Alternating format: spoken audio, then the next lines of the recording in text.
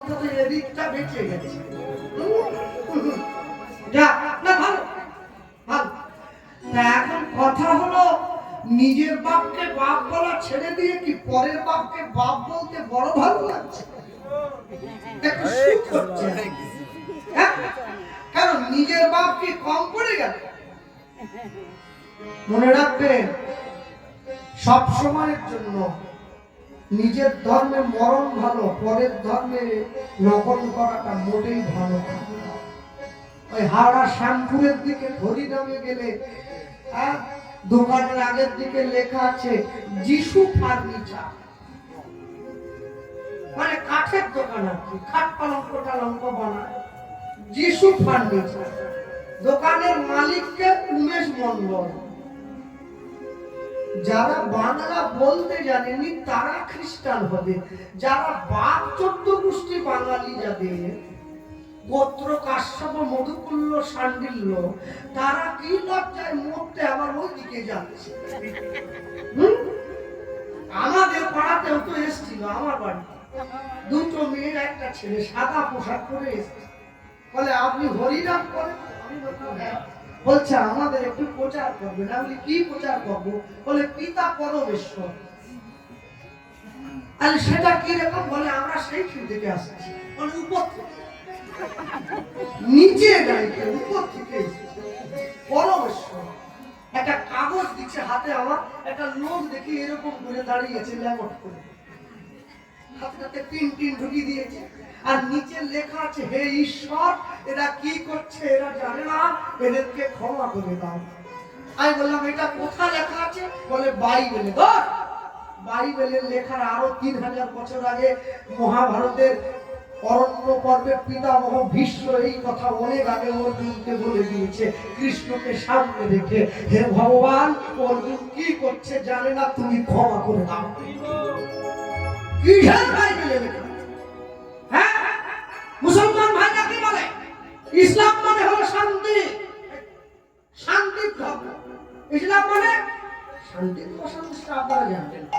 প্রচারটা কি আছে? ইসলাম মানে শান্তির ধর্ম।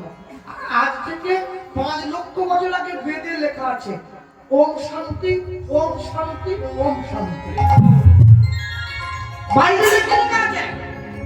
God is truth, truth is god. সত্যই ভগবান, ভগবান সত্য। আজ থেকে 6500 বছর আগে শ্রীমদ্ ভাগবতে কি লেখা আছে?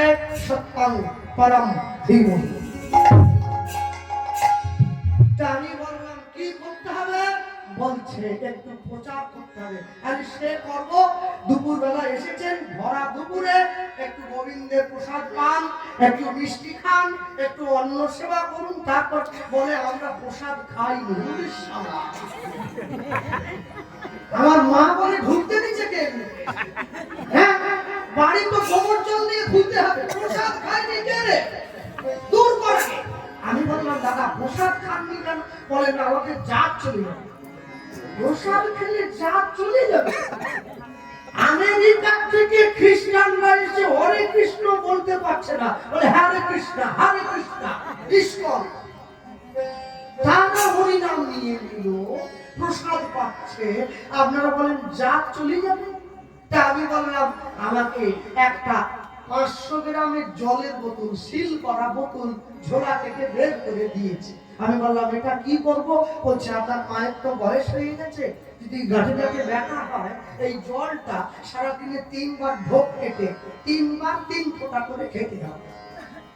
খেয়ে হাতে তালি দিয়ে শুধু বলবে জয় যিশু, জয় যিশু, জয় যিশু। দিলে আপনার মায়ের গাঁটে ব্যথা ব্যথা সব ভালো। আমি চিন্তা করলাম করোনা চলে যাওয়ার পর 2022 সালে দুয়ারে সরকার, এ তো দেখতেছি দুয়ারে ডাক্তার,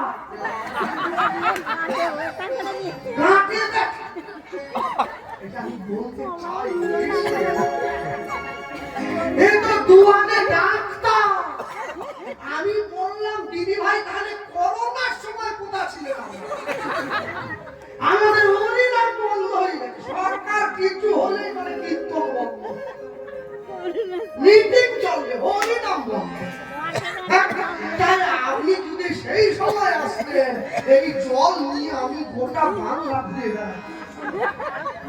যেই খালি করোনা হতো ছিটি দিতাম, বলতাম তোমাদের চিন্তা নাই, সব সেরে যাবে। বলে না, করোনা সারবেনি, শুধু গাঁঠে ব্যথাটা সারবে। আমি বলি কি, এই চিটিং বাজি কতদিন থেকে শুরু হচ্ছে? আর জীবনে একদিন যদি এই পাড়ার আশেপাশের 20 কিলোমিটার মধ্যে দেখি, সেদিন কিন্তু বন্যরা বনে সুন্দর, শিশু সুন্দর মাতৃ করে, মনে রেখো। হ্যাঁ, জানোয়ারকে বন থেকে তুলে ঘরে আনা যায়, জানোয়ারের মন থেকে বন তুলে ফেলা যায় না। এইসব কথায় কান দেবেন না, নিজের ধর্মকে নিয়ে সঠিক থাকো। গর্ব করে বলবেন আমি হিন্দু, বিবেকানন্দ। লুকিয়ে নয়, ভয় পেয়ে নয়। মনে রেখো, 20,000 লোক 20 বছর সময় নিয়ে দিল্লির আগ্রাতে একটা স্থাপত্য বানিয়েছিল, যার নাম তাজমহল।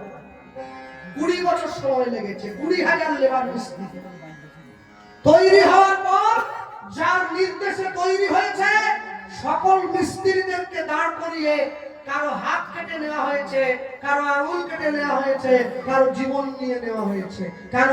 যাতে দ্বিতীয় আরেকটা বানাতে না পারে। 3.5 বছর সময় নিয়ে 16,000 মিস্ত্রি দিল্লির অযোধ্যায় আরেকটা স্থাপত্য তৈরি করলো, যাকে রাম মন্দির বলা হয়। তৈরি হয়ে যাওয়ার পর 16,000 লোককে একসঙ্গে বসিয়ে উত্তরপ্রদেশের মুখ্যমন্ত্রী সকলের পা ধুইয়ে দিয়েছেন, সকলের গলায় ফুলের মালা পরিয়ে দিয়েছেন।